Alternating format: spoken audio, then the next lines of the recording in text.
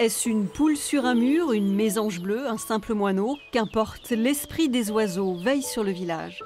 Saint-Paul-de-Vence et les oiseaux, c'est une histoire que nous contait déjà le poète Jacques Prévert depuis sa maison dans les remparts. Ils ne s'occupent pas de moi, je ne m'occupe pas d'eux, je les regarde, je les laisse faire. Tous les oiseaux font de leur mieux, ils donnent l'exemple. Évidemment, l'oiseau, c'est un symbole de la liberté, ou en tout cas, c'est l'expérience de la liberté. On a beau avoir inventé l'avion, le rêve de voler est toujours aussi fort. Prévert, ce qui était intéressant, c'est que dans son poème, au début, il dit « j'étais pas tellement ami avec les oiseaux, mais petit à petit, je les ai compris, j'ai parlé avec eux ». Alors là, voilà, on est déjà dans l'art. Hein. L'art qui donne vie à des flamants, vers antiques, des huppes de grès qui sifflent dans le vent, ou un fier coq de béton. De l'imaginaire et de la poésie jusque dans les arbres, d'où les oiseaux nous parlent vraiment. Qu'est-ce que c'est ce chant d'oiseau?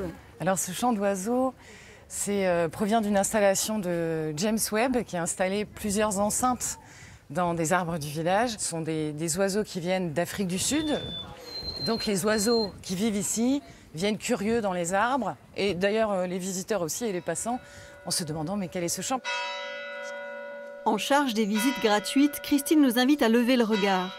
Dans le clocher, l'un des nids que le japonais Tadashi Kawamata a accroché dans le village.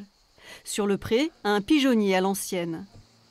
Et cette question, quelle place l'humain laisse-t-il à l'oiseau, ou au contraire, ne lui laisse pas?